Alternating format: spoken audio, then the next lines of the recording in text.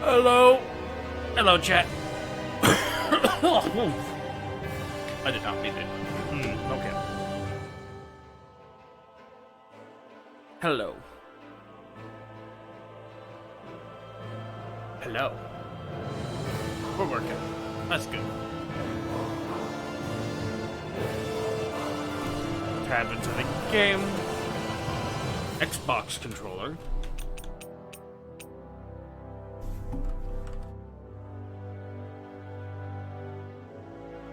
Huh? Hello? Hello? You're gonna answer. I had to send the computer back. Already did. No. Because I didn't want it back. Hey. 60.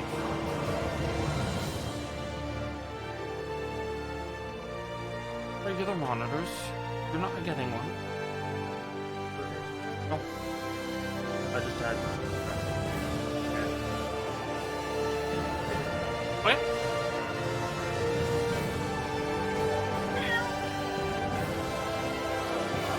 Need anything else? Need a sanity check?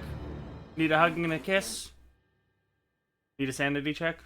Need a hug and a kiss? Want to see the TV? On me. Did I show you the HDR? Yeah, Oh, yeah. The other one I saw. Hi, Ref. okay. Okay.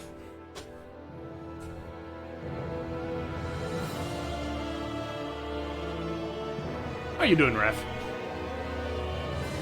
Let's get tabbed back in again. Continue.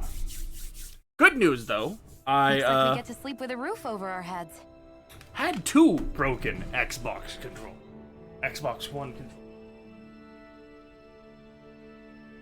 And through the powers... Where the fuck is it? Oh, it's over here.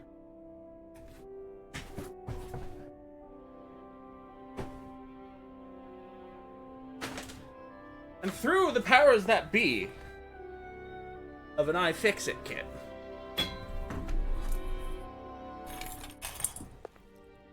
I may or may not have Frankensteined the two of the controllers together in order to get one functioning.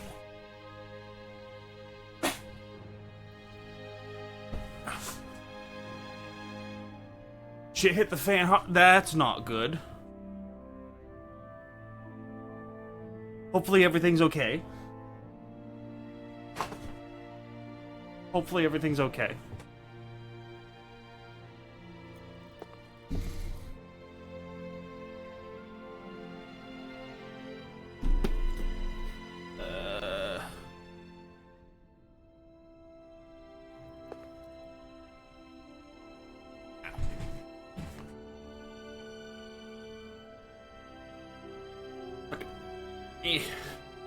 Freshly showered hair turning into a fucking freaking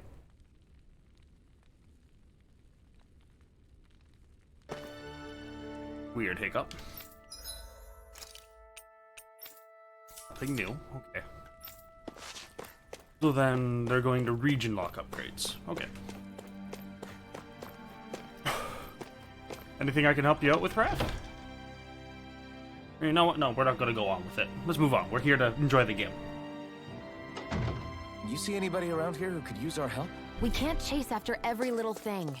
Except we can, and we will. Yes. Nice. Under control is good. Under control means it's manageable.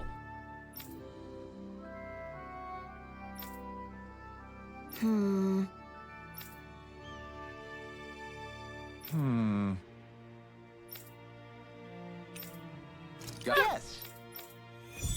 Yes. Definitely.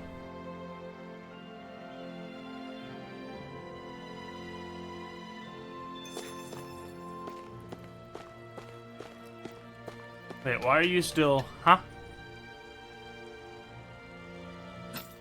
This is...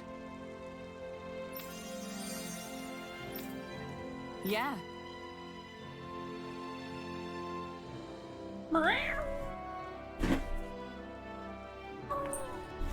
Expected the worst since this is, well, very public Twitter drama and exposed stuff. Oh no. Oh no.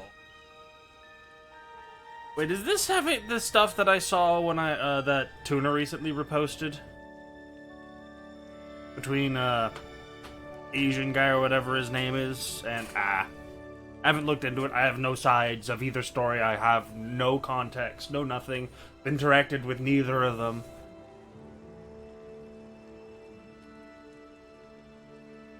All I can say is, if something's wrong on one side or the other, I hope the truth is exposed so the good people are seen as the good people. If the bad people are bad, then they're seen as the bad people. If they're both good and it's just an amicable split that went sour, leave it be, let dragons lie and go your separate ways. Also, very much so, I am aware of that. And I'm not looking for info. If I'm going to get info, there will be about 1,000 different YouTube videos from different small creators covering different aspects of it. For the involved parties, at least. Yeah. Unfortunately, they have followings. And the moment you have a following of greater than 10 people, there will be someone within that following, that 11th person, that will take things too far, go way too hard on something that they shouldn't bother with, or otherwise just not quite mentally be there to handle such a situation. That's not to say that's bad, because them being in your chat rather than potentially doing something else is going to be good for them, hopefully. Assuming the place can be a semblance of normalcy for them to help lead them in towards something normal, but it's an unfortunate fact of life that there will always be a Swiftie for someone somewhere.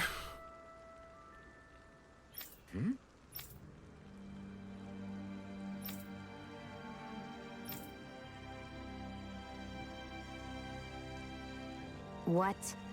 Just figured the sooner you were all back on your feet, the sooner we could move on to finding the next lord. You fucking tsundere, you.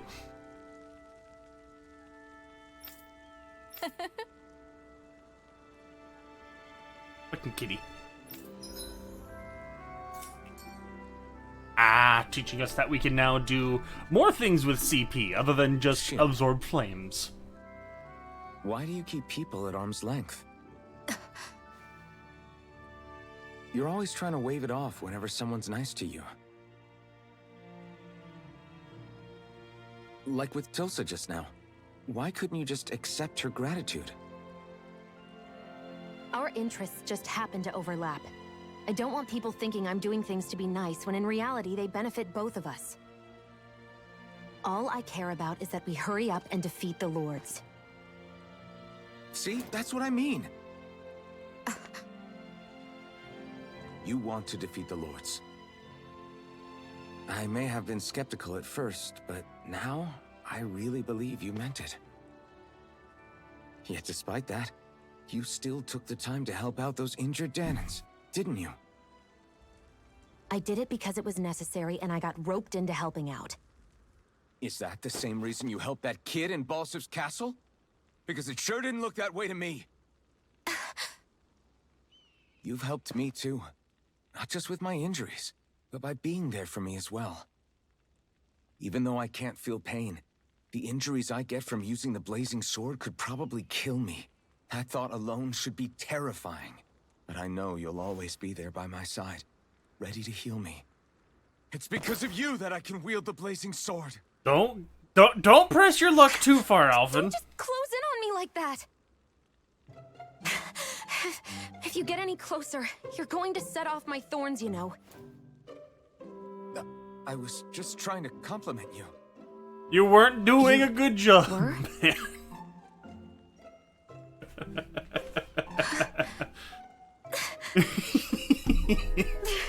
What now? Xion, your thorns! It's okay. I'll stop talking about it. You will?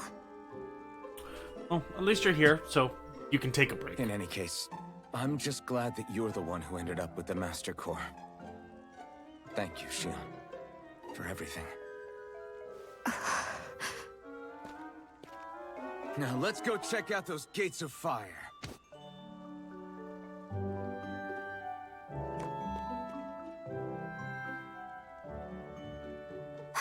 Really? I swear. You're bad for the heart.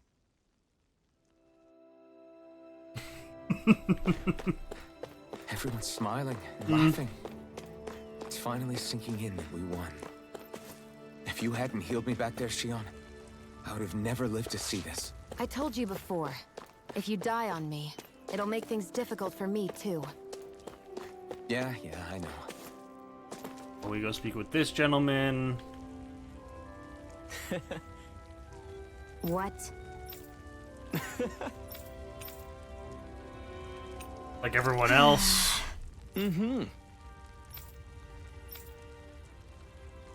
Sure. What? I'm not so sure. Something Right. aggressive. Sure.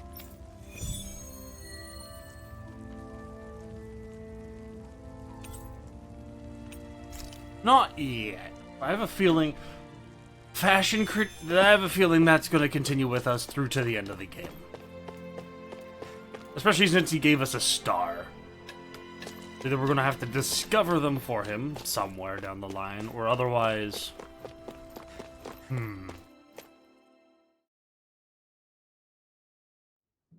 Okay, off we go. Ooh! That's some good news.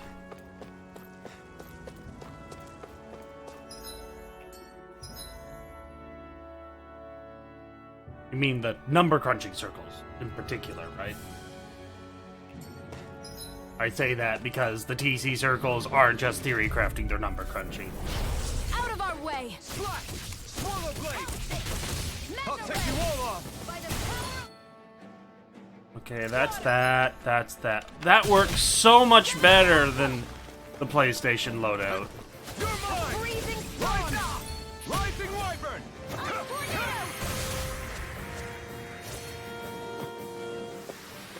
Let's keep our eyes on the prize.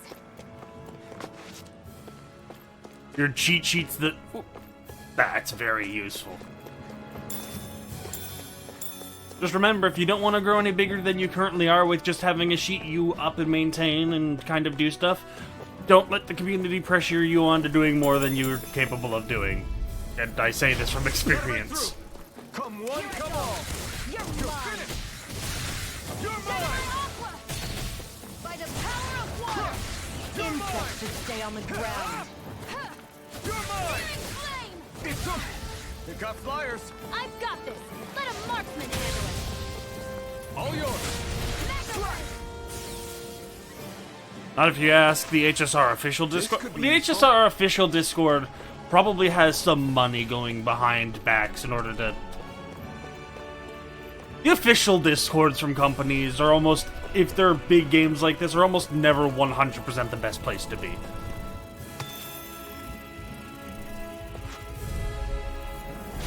Out of our way! Come and face me! Here I come! We've turned the tables on them. There are still more left! Right, no time to hold back. Freezing storm! Swallow blade! Lots of SP? Our work is done here. Let's 6. I'm right behind you, Shion. Just glad that it's been chill so far. I might get back into HSR. It wasn't quite what I was hoping for when it came out, though, in terms of team building and stuff, because a lot of what I enjoy with the HSR style of gameplay, and I've said this multiple times before, is going into games like Raid, going into games like Final Fantasy Brave Exvius to an extent, though that one's very much you have to be the one telling it what to do. The auto battle is shit and you never worry about it at all. So Raid Shadow Legends, Epic 7, Astral Gear? Ardent Gear? There was a Mecha Girls kind of fall in that same vein game. But it's all the same stuff where half of your unit picking, half of your team building, half of your what gear you're trying to grab and what stats you get with it are all very much intertwined with setting up this is going to be the team that I use manual, because it needs a very particular set of commands and use cases, and I can't just let the bots do it because the bots play in a very peculiar way and they're not going to make the team excel. Versus building, speed tuning. Try harder! My turn! Destruction! I'm all stuffed up! It's Mega over! Ray! Searing Flame! Try harder! My turn! Now! Take it down! Hey, there we go. Great! Edison Math Club, if you know who he is the one who reached out because of the officially recognized build cheat sheet was dubious. So it's not so much that, it's... With HSR, the great thing is it's unique in its appeal, because you've got your units, and the idea behind it... I need to pause so that I don't lose my food buff. So I can just make more, so... it doesn't matter too much. The point being, you had your basic skill, you have your main skill, and you have your ultimate. Which is how most of the games work. You have skill 1, skill 2, skill 3. Some games it's middle, it's minor, it's basic, better, best. Other games it's skill 1, skill 2, skill 3, and sometimes skill 1 might be the best skill to use in most situations, unless you have a conditional need to use skill 2 or 3. And then you have Raid Shadow Legends, which does 4 skills rather than 3, but that's besides the point. Point being, in a lot of the games, you have two things. You've got your manual controls. So that's... in those games, you have your 3 skills. Typically, skill 1 has no cooldown, skill 2 has a cooldown, and skill 3 has a cooldown, or skill 2 and 3 instead consume a resource. So in this case, Star Rail is exactly like that, where they all consume a resource, and you have to balance your resource gen with basic skills, with your resource expenditure, with using your actual skill, rather than the basic. Which is fine. With the ultimates, you build up the ultimate meter. Once you have the ultimate meter, you can consume them, which is not in vain with the ultimates being really big skill cost attacks that are really, really useful. But instead, you know, an ultimate as the form of an ultimate, because that's how HSR, Genshin Impact, that's how their IPs work. You have an ultimate skill and it behaves like an ultimate, and isn't just a more powerful skill 3. The problem with HSR that I found that didn't keep me as much is, 1, the whole skill point system, though really cool and intuitive at launch, was very bare bones. It was like, we need to limit you from just pressing skill 2 button. How do we do that? You press skill 1 button to generate a resource, and skill 2 consumes that resource. So, in theory, a single unit is going to, if they want to maintain their skills, skill 2, skill 1, skill 2, skill 1, and just go back and forth. If you've got 2 units, the one with the better skill 2 will always skill 2, and then you'll skill 1 with the other unit. Unless you need the second unit's skill 2, such as for a healer. In which case, then you will skill 1, skill 1, skill 2, and you'll play around with it. But it's a very, very basic numbers game. It's a whole resource meter that is, I consume 1, or I gain 1. I consume 1, or I gain 1. There is no consume 2, there is no consume 3, there is no generate 5 at a massive detrimental cost to you. At least not intrinsic in character kits. No reason for me to use a particular character because they're really good at generating skill.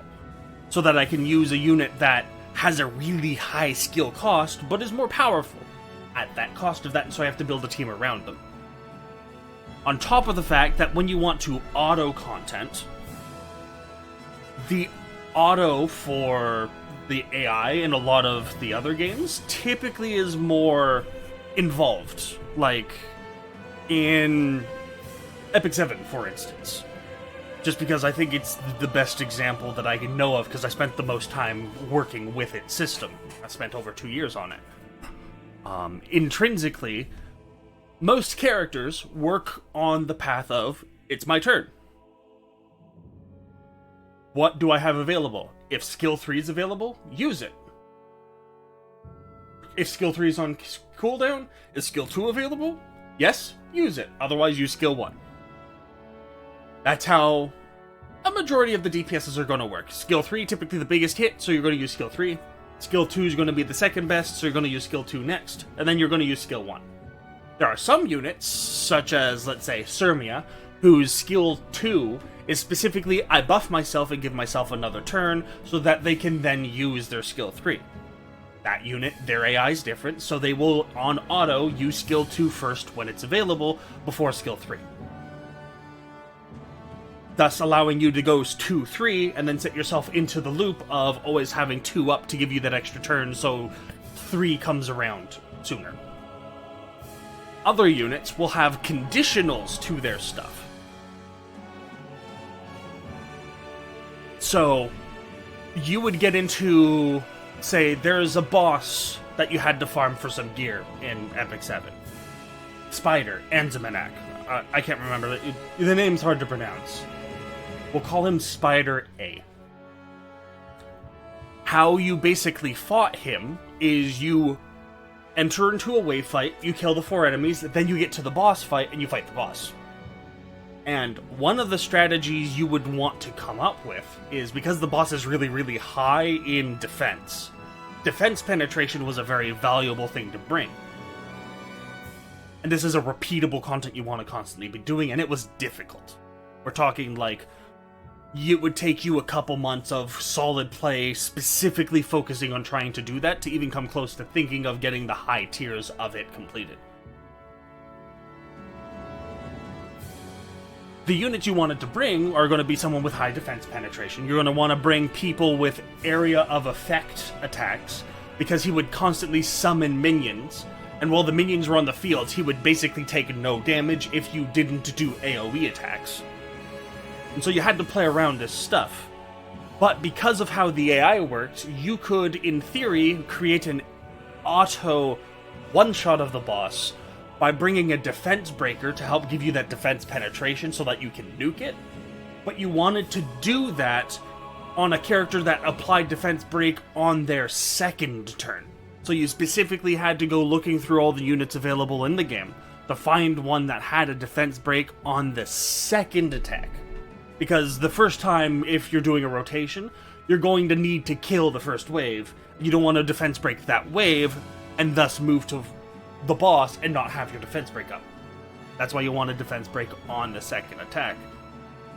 Thus a reason to use a unit, and otherwise play around with speed tuning, both between your units on your team as well as with the boss, and a whole bunch of other stuff. Honkai Star Rail didn't have that to the degree where you really needed to put a lot of effort into it, other than pick the right elements on units that were geared up. At least for me, because most of the stuff you needed to repeat on a day-to-day basis weren't that difficult. It was just a matter of, do you have the levels available to yourself?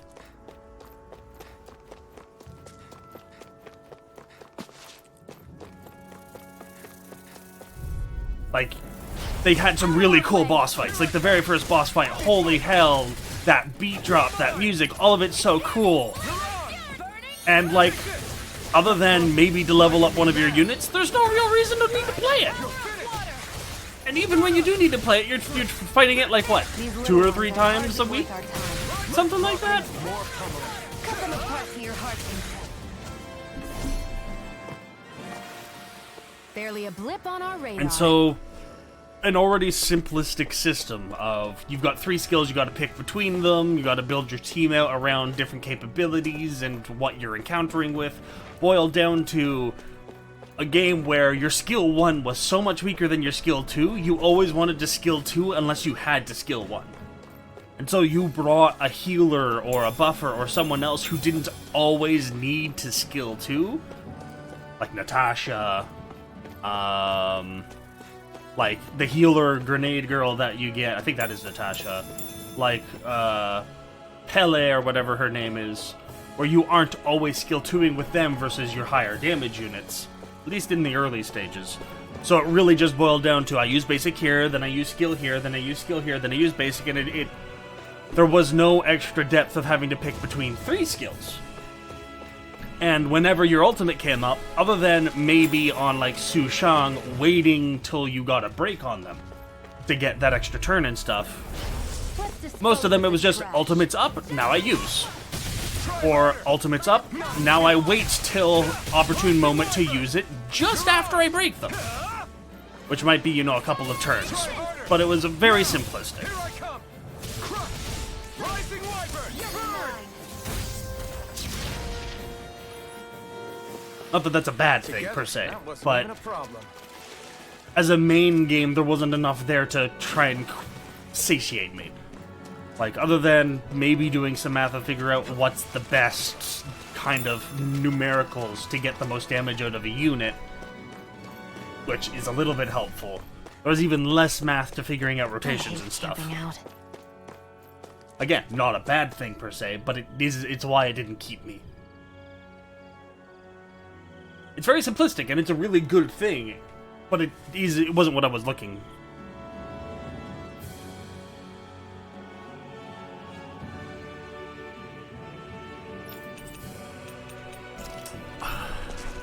Sort of, but I would say 2, the team building sort of encouraging set play, but more so sort of encouraging match elements to what the enemy's weak to.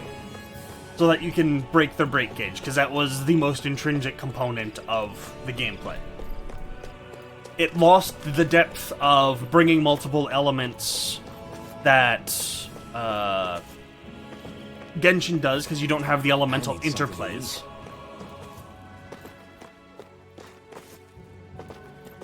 And though bringing 2 fire units is typically good, because a fire unit will apply burn, and then there's another fire unit that will utilize that burn more effectively through their inbuilt kit and stuff, there wasn't much depth there.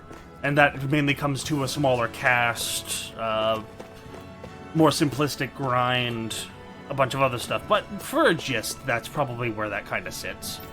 I think what's really going to gel with me moving forward is either going to be getting back into Genshin, and then since I've given it such a wide berth, I'm assuming enemies have gotten stronger in the time since I've left, so I might actually have to start becoming better mechanically, which is the one thing Genshin has going for it, is being good mechanically beyond just high numbers and good team comp.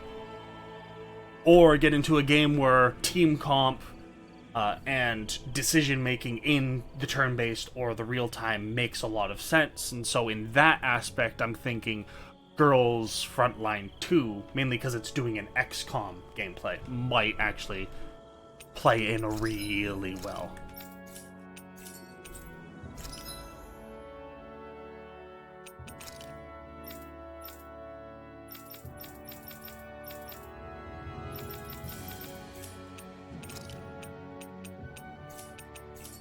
Want me to burst the Genshin bubble or nah?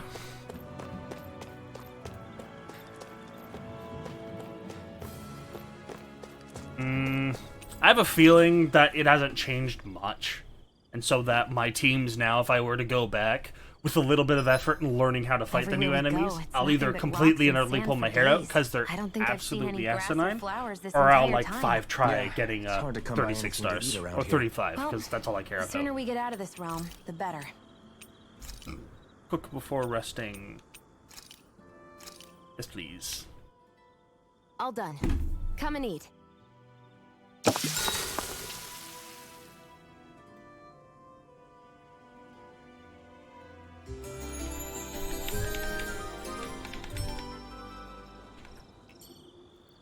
I think we've rested long enough. Let's keep moving.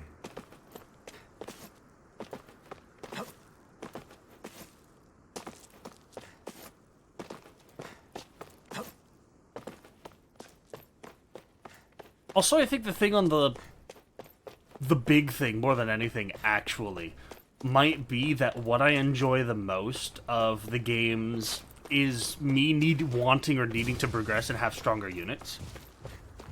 And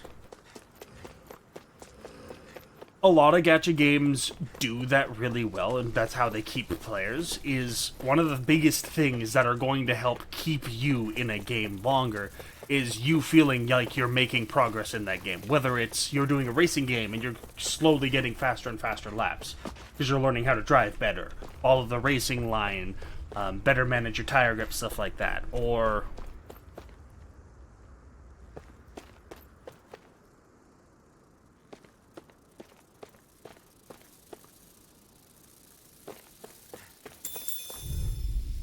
B. I won't forgive you! Front! Rising Wyvern! Front! Ice tornado! Soda! Well, we're on the home stretch now.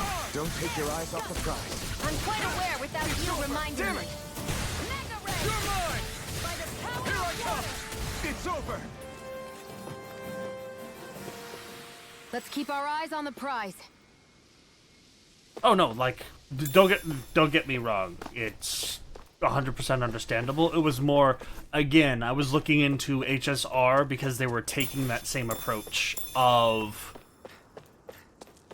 you know, a 3-skill system with a bunch of different units and stuff, but they fell into the tried and true Genshin thing of you pull for weapons, or they're like crystals or whatever it is, and then you pull for the units. There's only 4-star and 5-star units, so the total unit pool is a little bit on the lower side, and they're fewer and farther between.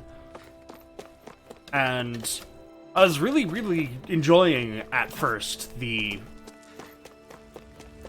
gameplay and going into stuff. And to be fair, despite how simplistic the gameplay is, going into the whole simulated universe, that was an amazing addition. And kept my attention a lot longer.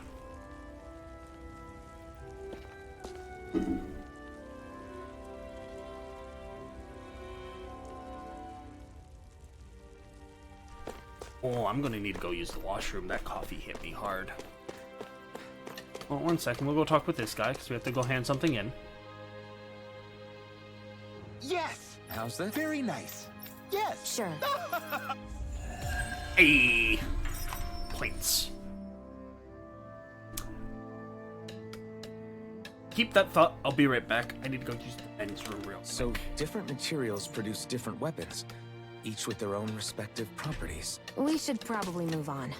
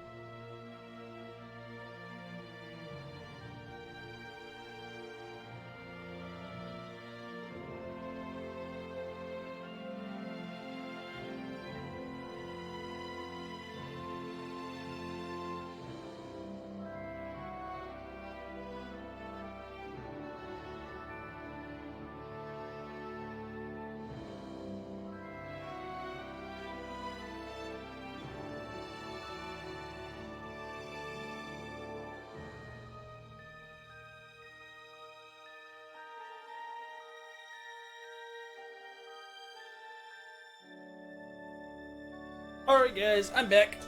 Sorry for the wait. It was a very much needed break, but it's done with. I hope. Ugh. So, where were Come to think of we? it, what's my sword made of? What material would it make sense with? Claws?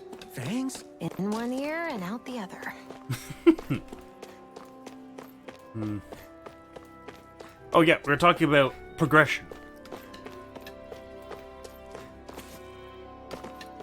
I, like a lot of other people who play gacha games, we're not gacha gamers. We're not playing gachas because it's the gacha that keeps us. Though I intrinsically state the idea of the gacha mechanic, a game based around you getting a random allotment of units, and as you progress through the game, you can get more units, again, randomly generated for you, does invoke a certain je ne sais quoi towards the gameplay you can design or design in or design around to make a very engaging experience. Note, I didn't say anything about spending money, because fuck that.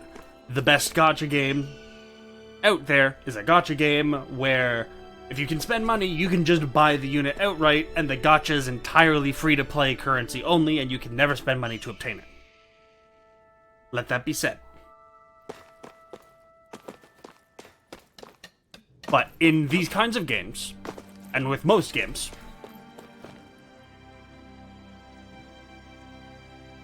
we are seekers of dopamine, or serotonin, or whatever the game does to make you feel good. You know, get that nice giddy sensation. Okay, off we go. And in game psychology, we got a very brief rundown of it when I went to school for this stuff. And then, you know, through looking at different medias and stuff, we're here, and the reason why we feel good is, hey, we pull for a unit, we managed to get that unit, whether we got that unit early on, or whether we got lots of that unit, or overall just we didn't have enough to guarantee the unit, and so when we did, hooray! This ends now! Consider yourself finished.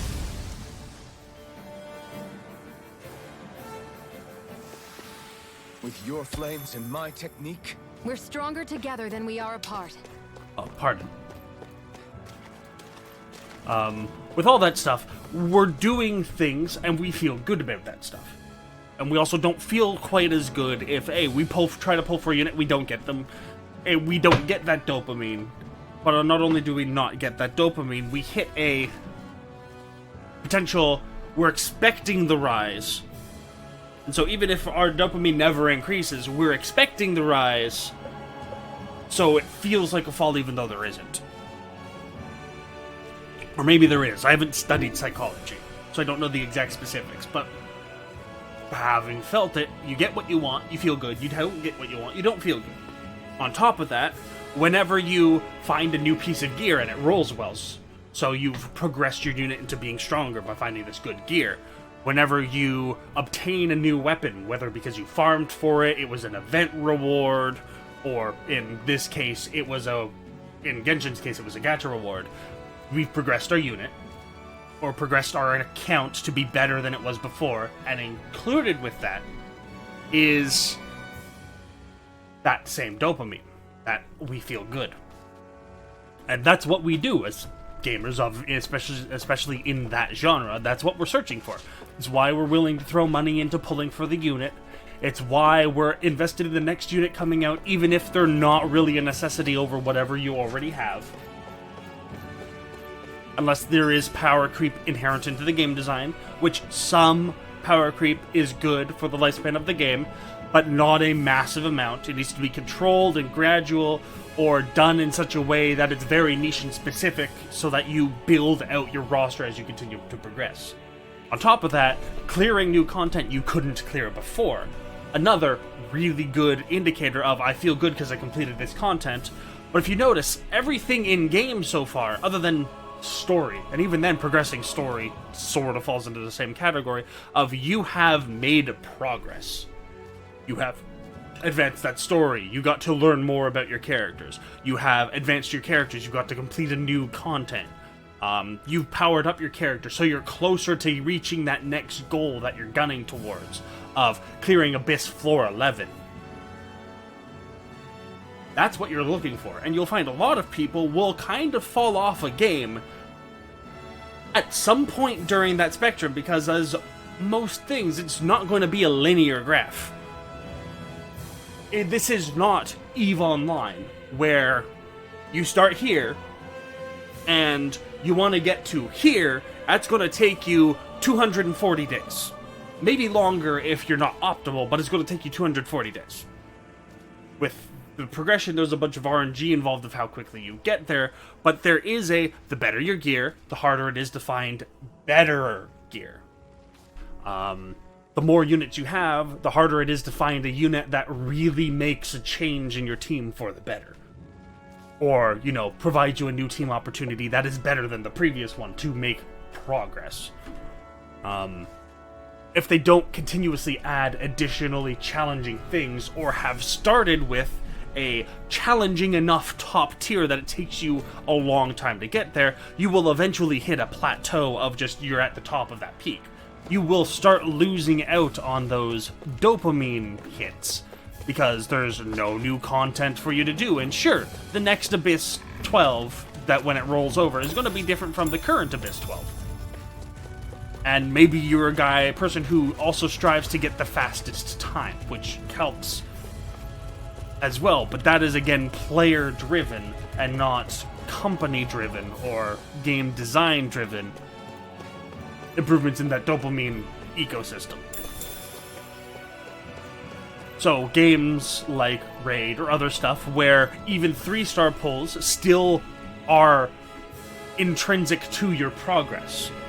You can obtain those units anyways, or versions of those units that are free to obtain such that you can still make progress, but a 3-star pull is still much more valuable than the 1 and 2 stars that you're generally given, because they use you fuse 3 stars into a 3-star to make a 4-star system.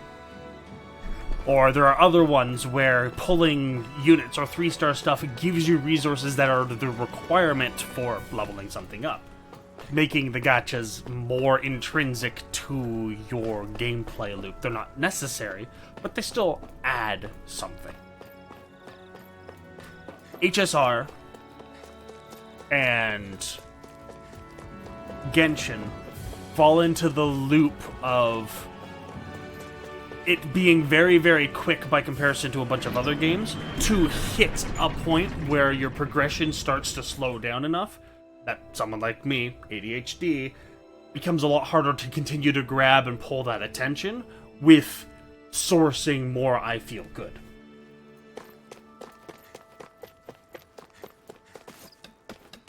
It's also how gachas will typically prey upon people who may not even have gambling addictions.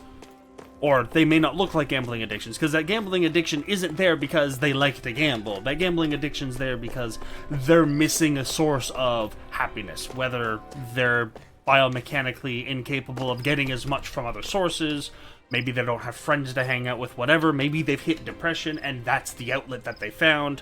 It's their one source, and the less you get of it, the more you crave it. It's like a drug.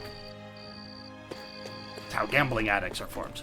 And then, instead of the gambling addicts going to casinos, they're now going to gacha games.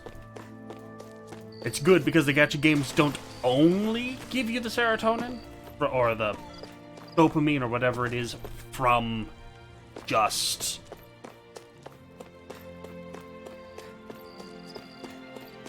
Yeah, you don't get that stuff from just the gambling part of it, because you've got the gameplay and the story and everything else to keep you there, which is a bit, but they're still there to try and prey on it, which is bad. Okay, off we go. We can all agree on that. Or there's kids who don't know better. And then they get that one cool hit, and oh my god, this is amazing, and they want more of it because they haven't really had it before. They haven't grown up, built a tolerance, or whatever else have you. Bucket and they had nobody left to obey.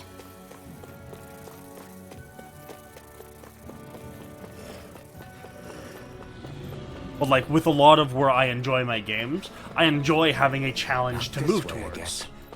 So like for instance... Oh, wait, where do we go? Oh, we have to go up. Okay, we can go up. I can do that. So for instance... needing to complete a content, making it more mandatory rather than it's optional, you can do it whether you want to or not, is going to give players, and especially if you make it mandatory because you want the stuff it gives you, rather than this is mandatory because we say you have to do this to access anything else. Meaning, to access the story, you have to complete Abyss 12, and you cannot continue any story quests until you've completed Abyss 12 on this account or whatever else have you. That's a bad way to do it. Instead, making it Abyss 12 is the place you fight and you farm, and you're going to continuously go through it, because that's where you get your 5-star artifacts, which you want to use to continue to progress, build new teams, gear up new units, so on and so forth. That's good, because that helps you strive towards that goal. And if you're a casual player, maybe you aren't going towards that. But if the game doesn't make things difficult enough where you need to get that stuff in the first place, then who cares? And that's one of the things Genshin is good at. You don't need to be able to we don't have Abyss 12 level story bosses yet. Maybe, I don't know. But at the same time, our gear farming stages are very bare bones and basic. Like, the amount of effort you need to put into designing your units, or designing your team, or putting things together, or building out strategies, you don't need to put that much effort into, at least from what I encountered in Star Rail. Going into the 4 or 5 different places where you need to do that stuff, you don't need to put any effort into it. In terms of clearing the end of a simulated universe, that definitely helps you get more simulated universe artifacts, but we can both agree the whole fact that you don't have to do that, and you can just farm the first third, quit, and just continue to do that, means you don't even really need that strong of a team to farm those artifacts.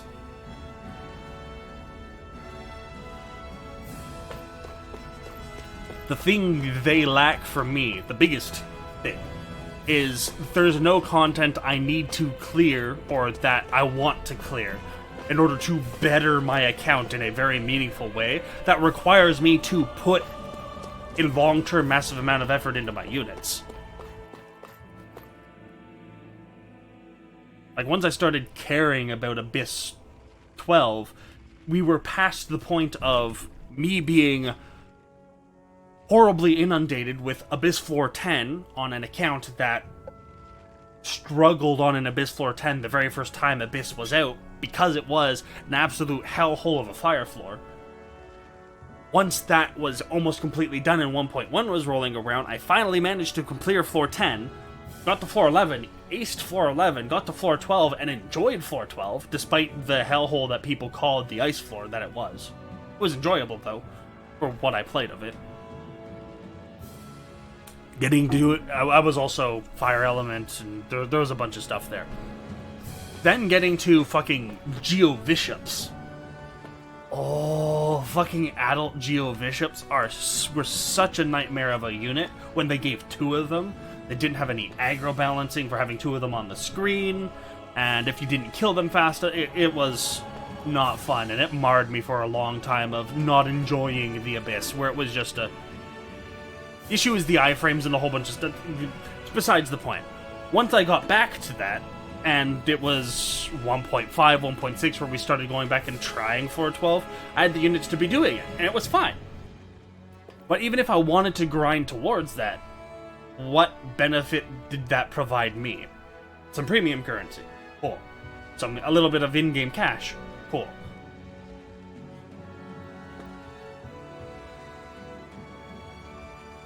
That was your first Abyss 12 experience. You get my point. I think more so than anything, it wasn't that the Geo Bishops were bad, it's that the Geo Bishops were at Abyss 12 scaling, and we didn't yet have the account to be able to handle something like a Geo Bishops account 12 by just bursting them down or coming up with a strategy that helps make them not as bad of a problem compared to we cannot outdamage them, and so we need to maintain a constant DPS, which is better than bursting or anything else like that, or playing around them, and having the units built to make that less of a slog of a fight. Unless you had the very specific units with a very specific team and got a bit lucky on your your artifact rolls. That's the thing that Genshin eventually lacked for me, which is why I dropped out, is I had no difficulty getting new artifacts. It started to become a chore. I wasn't getting serotonin, and I had pretty good artifacts. I don't have amazing ones, but it was still starting to get difficult to find something new that was just as good, or better. Getting new units was cool, but other than Raiden, which eventually came around after my first hiatus, and then Nahida after my second hiatus, there was never really a unit that sold to me as like something new or a funny team I could put together that wasn't the most optimal, but they synergized well together for whatever synergy I was going for, and I enjoyed them. Nahida C2 plus Raiden C2 plus Xing Cho with his defense shred, kind of hilarious.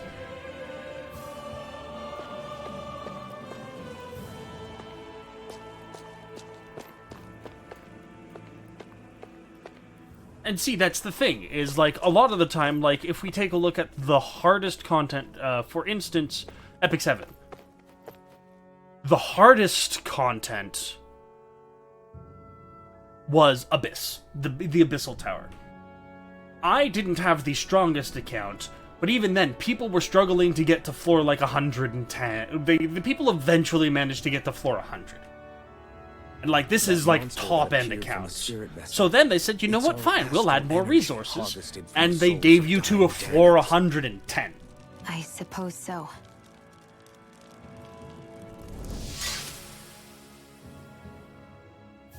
And then once floor 110 was cleared, they then said, no, we'll give you to floor 120. I didn't even hit floor 100. I was at, like, 99 or 98 when I got stuck. But in terms of difficulty, even below that, raid, hell raid, and getting into the highest end levels of the hunts gave me a goal towards, and getting to a higher level of hunt also made it better for me to then get better rewards elsewhere because I had better teammates. Where does that go? That's what kept me. Sovereigns decided, I mean. I wager they don't give it back, right? What? Can't tell the Dan in that? Or about why you want to kill all the lords? Oh, like you don't have anything to hide? The Blazing Sword. It's powered by the burning astral energy of the Master Core I possess. So why don't you explain how it manifested into the shape of that beast, Just how did you manage that? How am I supposed to know? My memory's a complete blank, remember? Fine, be that way. It's not like we ever trusted each other any... Who? What?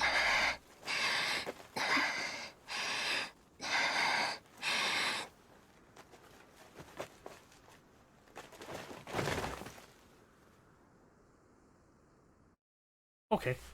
Potential new character? I saw Hoot Hoot. Woohoo! But yeah, that's the thing I enjoy most about the games, is going to be either the gameplay still not awake? keeps me, regardless of Not the yet. difficulty and stuff going Her on. injuries aren't serious, but she's severely weakened. Must have been quite a fight. There's nothing we can give her? If only. What with the beatings we've taken lately, we're barely getting by on the little provisions we have as it is. That bad, huh? If there are no supplies here, then... That's it. We need Doc. Doc? The same Doc that took care of you? Yeah, he's back in Mosgul. If anyone can help us, it's him. In that case, would you mind asking for us?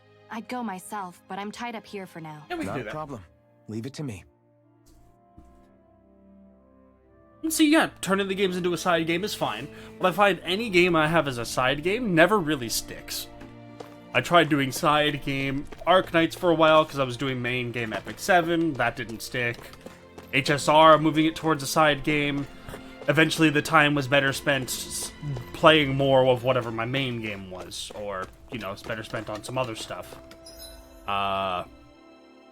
Same with Genshin.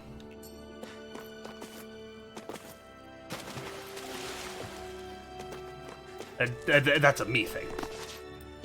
Not a downright, not a bad thing. Like, Genshin sucks. It is the worst game ever because it can't keep my attention. No. Genshin's a good game. For what it is. It's kept a lot of players, and will continue to do so.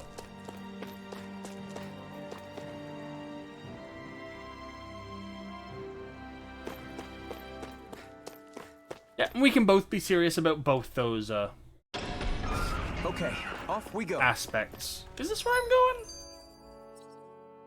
That's where the Mantis is. That's the Mines Tunnel. Ulzebek. Kurd Garrison. Cave of Solitude, we've already been down there.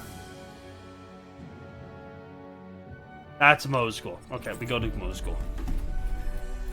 Yeah, that's the thing that both those games, I think if I really was to reached boil our it down to, destination. there's one thing that harmed me. It was the game didn't keep me because it didn't require me to spend a longer amount of time in it. Which is where theory crafting and team building might have become more important, because there's more additional difficult floors. Which is one of the reasons why I like games that have more debuffs and you build more intrinsic fights potentially around all the mechanics the game has to offer. Like, think of a whole fight where the boss gets progressively... The boss basically will absolutely nuke your living soul if it isn't constantly being electrocuted through electrocharged. All you have to do is electrocharge it, and then the boss is a normal boss fight. But you have to keep up the pressure with hydro damage and electro damage, and you have to utilize that specific reaction and throughout the entire fight to make the fight manageable. Not that it's completely impossible to do without of it, but doing it without of it, that's where I find a lot of the intrinsic value might be. Either that, or at least give me difficult shit where I want to complete the difficult shit for reasonable reason. Other than it's just a challenge. Or even if it is just a challenge, when I get something out of it and then move over other stuff. Pure Fiction and HSR, but the core pain points you have are still there. It's just team setup changed to, AoE characters are actually really darn good now, and mandating more high offense strats. Fair.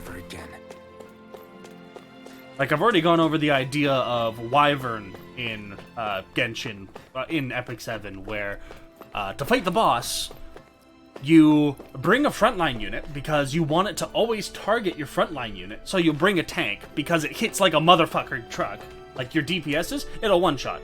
One turn, it'll one-tap them. No question, it will happen. Your tank, you've built full tank, so your tank will probably take 2 turns, maybe 3 turns to die. You bring a healer to heal them, or enough DPS that you will kill the thing before your tank dies, or before your DPSs take the hit. And then, to make sure that the boss hits the tank, you want to make sure it's suffering 3 or more debuffs at all times. Never imagined anyone would ever come from outside the walls of Calaglia. And thus it targets really the not front that big tank of a unit deal. rather than anyone else on There your are party. more realms out there than just Calaglia, you know. That's basically all it is. Maybe it sounds normal to you, but I've been behind those walls for as long as I can remember. As I said earlier, there's Anzamanak, which is a fight that you want to bring AoE, because it takes I no hate to damage burst your while bubble, there's eggs on but the rest of screen, Dana isn't much better. and The it world's does full other of stuff. lords who are just as bad as Balseth. You also want to kill the eggs I before know. they summon things, That because girl the must have had eggs her help reasons for provide coming over to our debuff immunities territory. and stuff like that. Even so, it's nice There's to see Banshee, there whose really whole is life shtick beyond the is walls she of poisons Calaglia. you, so you need to constantly Might cleanse not your mean much team, to you, because if she but attacks you it while isn't you're enough for me poisoned, to be she happy. applies a curse instead, and the curse basically is fucking scary, so you want to avoid it. And then every so often when you hit an HP threshold, she spits into 4 smaller banshees, and it basically becomes an ad phase, quote unquote, where she fucks off, ads come in, you want to kill the ads before she cycles 3 turns, otherwise she comes back and hits you with a nuke. Which, understandable. She disappears, starts charging a beam, kill the ads before the beam finishes, and then she doesn't use the beam. But those different fights are going to require different things out of your unit's capabilities.